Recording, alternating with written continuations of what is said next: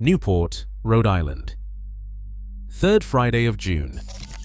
The crowd at Fort Adams State Park spreads across the grass above the waterline, watching masts move against the harbor sky. In 2024, 12,000 people watched the start from shore or online. 4,000 stood at the park itself. 158 boats waited for the gun in the water below them this June. 2 years earlier, 170 had been here. 4 years before that, 192. In 2006, 265 boats crossed this starting line. The Newport Bermuda Race is celebrating its 120th year. The Cruising Club of America and the Royal Bermuda Yacht Club are marking their 100th year of running it together. Race Chair Andrew Calfeltz has called this edition world-class. Nobody in the official materials mentions where the other 107 boats went. The fleet number is not a fluctuation. It is a verdict delivered over 20 years, and the institution responsible for it has not been asked to explain itself publicly. Subscribe to Yachts and Boats. This channel covers exactly this kind of story. Leave a comment below. When did you last race offshore, or when did the cost of entry make the calculation stop working? The Newport Bermuda Race runs 636 nautical miles from the Rhode Island coast to Bermuda's St. David's Lighthouse, crossing the Gulf Stream in between. The Gulf Stream does not negotiate. It runs north at 2 to 4 knots off the American eastern seaboard, and reading its meanders and eddies, deciding which path through the current will win or lose a race, has been the decisive variable in this crossing since 1906. The sailors who show up at Fort Adams know the water. Offshore sailor Gary Jobson once described the St. David's Lighthouse Trophy, awarded to the top amateur crew in the race's flagship division, as the most coveted prize in distance racing. In 2024, 48 boats carried at least one sailor from outside the United States, representing 25 countries. The race draws competitors from across North America, Europe, and the Pacific. The race's reputation is intact. What is not intact is the number of boats willing and able to show up for it. The decline is not ambiguous, and it is not recent. The 2006 Centennial race drew 265 boats, the largest fleet in race history, a figure the event has not approached since. The 2008 fleet was 198, a figure that at the time looked like a floor rather than a ceiling. 2 years later, in 2010, the count came in at 196. By 2018, the count had dropped to 170, a 35% decline from the centennial peak over 12 years, attributed at the time by the sailing press to economic headwinds and the challenge of maintaining offshore racing programs. The 2020 race was cancelled, the first cancellation since World War II. The 2022 post-COVID edition brought 192 boats to the starting line, and the sailing press briefly called it the second largest fleet in modern history. That rebound lasted one race. The 2024 fleet was 170. The 2026 entry deadline closed at 158, 40% below the 2006 peak, and the lowest modern-era figure the race has recorded. The math is not subtle. The Bermuda Race Foundation, which runs the event entirely on entry fees and sponsor support, describes the 2026 fleet as international and competitive. Both descriptions are accurate. What is accurate but undisclosed is the demographic behind the boats. At a pre-race symposium held in the cycle before the 2024 race, a room of experienced offshore sailors was asked to estimate the average age of a boat owner who competed in the 2022 Newport Bermuda Race. Most of the room guessed 60 to 65. The actual figure, announced to the room, was 73. 73 years old. The average owner at the starting line of North America's most prestigious offshore distance race is in his early 70s. Behind that average is a structural problem the race has never formally addressed. The sailors who drove the 2006 fleet to 265 boats are now in their late 70s and early 80s. By the time the 2028 race runs, a significant fraction of the current fleet's ownership base will have aged out of offshore sailing entirely. The generation that should be replacing them is contending with a compliance architecture that did not exist when that peak was set. The years between the late 1970s and the early 2000s produced something close to the race Thomas Fleming Day intended when he founded it. A serious working sailor who had saved enough for a capable 35-foot offshore boat, a Cal 40, a Columbia 50, or one of the production cruiser races of that era, could prepare his crew, meet the qualifying requirements of the time, and show up at Fort Adams without the compliance checklist that 2026 demands. The boats that won the St. David's Lighthouse Trophy in those decades were not purpose-built racing machines. They were hard boats, sailed hard by sailors who were not independently wealthy. The race records from those decades show what participation looked like at scale. Average crews of 10 sailors, many from the same family, some racing together for the third or fourth time. Approximately a third of skippers in any given year were sailing their first Bermuda race in command, a turnover rate that indicated a functioning pipeline of new participants entering the race at the working end of the fleet. The 2024 race also drew first-time command skippers, but the fleet they entered was 107 boats smaller than the one those 1990s, and 2,000 sailors joined. That picture changed. It changed one requirement at a time. The entry count recorded that change with precision. The fleet numbers are the symptom. The mandate stack is the mechanism. To understand the mechanism, you have to go back to the beginning, to the magazine editor from Brooklyn who built this race specifically so that sailors like the ones being priced out of it today could compete in it. Thomas Fleming Day founded the Newport Bermuda Race in 1906. He had been editing the Rudder, a monthly sailing publication, since 1890, and he had a documented disagreement with the sailing establishment of his time. The establishment held that offshore ocean racing was impossible for amateur sailors in boats smaller than 80 foot.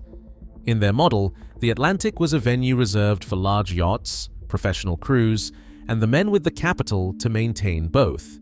Day wrote in print that the danger of the sea for generations has been preached by the ignorant. He organized the first Bermuda race and entered it. His boat was a 38-foot yawl. He won. The smallest entry in that first race was a 28-foot sloop named Gauntlet, the smallest vessel ever accepted in the race's 120-year history. Gauntlet did not finish first. Thomas Fleming Day, racing against the entire theory that small boats had no business in deep water, did. In 1923, Cruising Club of America. Commodore Herbert L. Stone wrote the race's formal purpose: to encourage the designing, building, and sailing of small seaworthy yachts, to make popular cruising upon deep water, and to develop in the amateur sailor a love of true seamanship, and to give opportunity to become proficient in the art of navigation. Those words appear in Newport Bermuda Race official publications today. They appeared in the 2026 materials. They were printed alongside an entry compliance checklist. The 2026 checklist reads as follows: every competing yacht must hold a valid Offshore Racing Rule rating certificate with hull measurement data submitted to the United States Sailing Offshore Office by May 29, 2026, and sales certificates filed no later than June 5, 2026.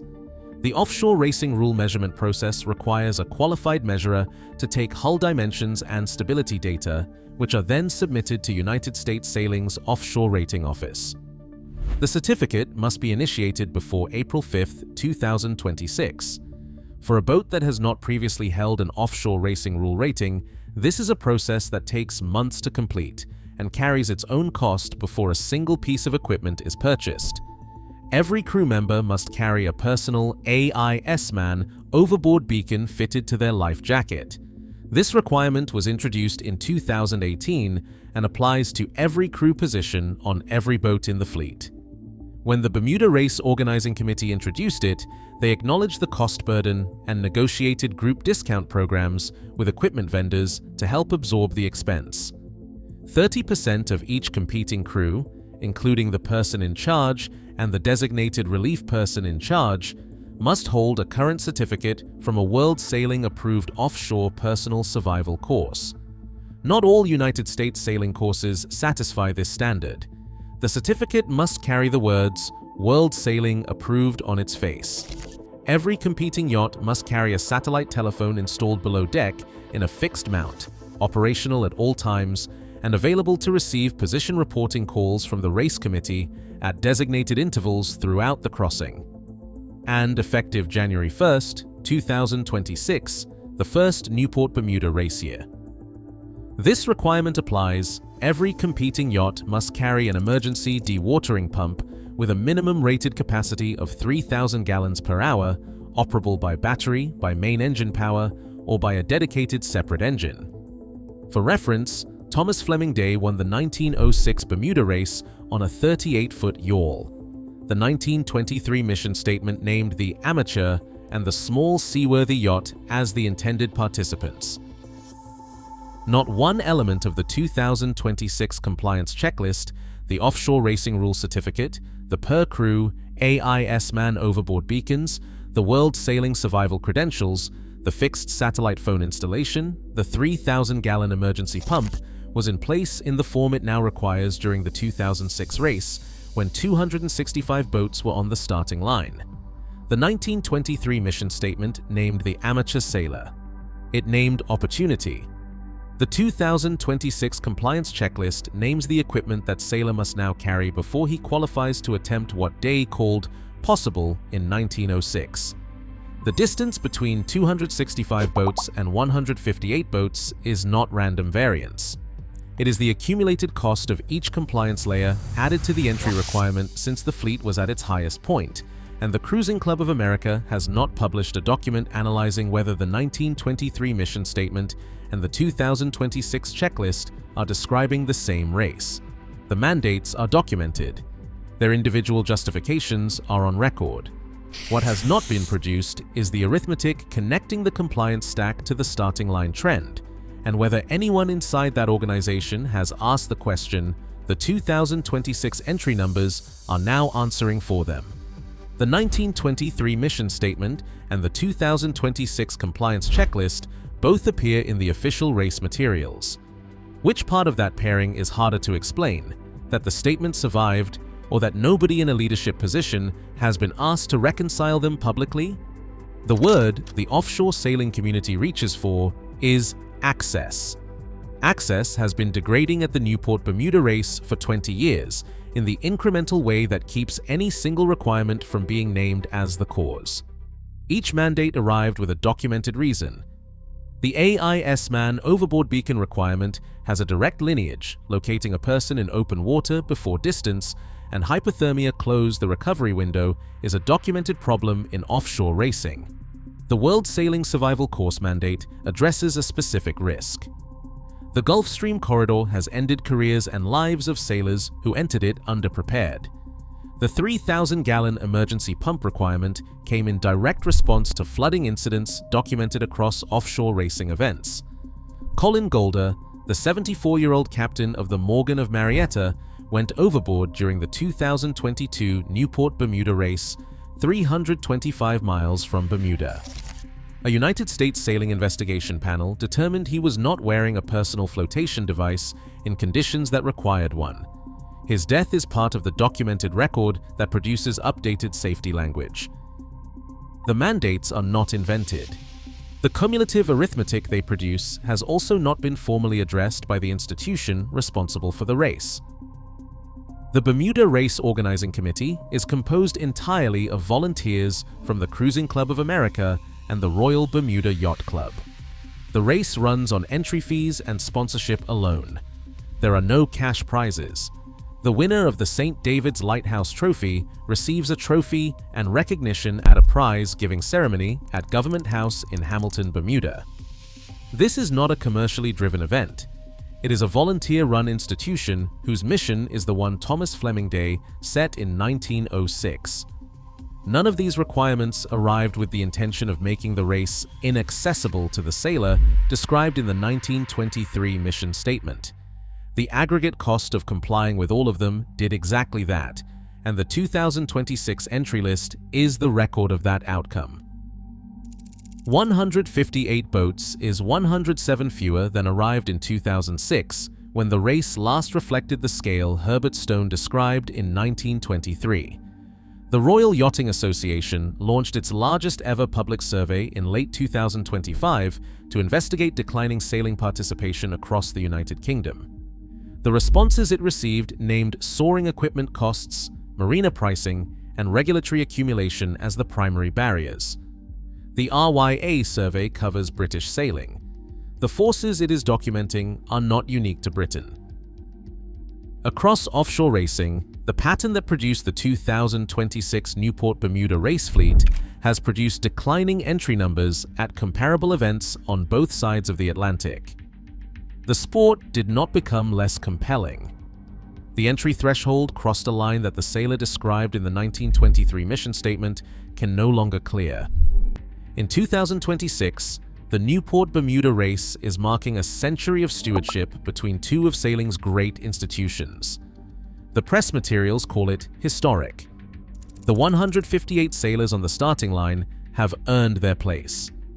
Each of them cleared a bar Thomas Fleming Day never intended to exist. The race itself is real. The Gulf Stream runs north at the same velocity it ran when Day crossed it on a 38-foot yawl to prove a point about who belonged on open water. The pattern is not accidental. The race Day built in defiance of the establishment to prove that offshore sailing was not the property of the wealthy, that a 38-foot boat and a serious crew were sufficient, is now, by its own entry numbers, the establishment.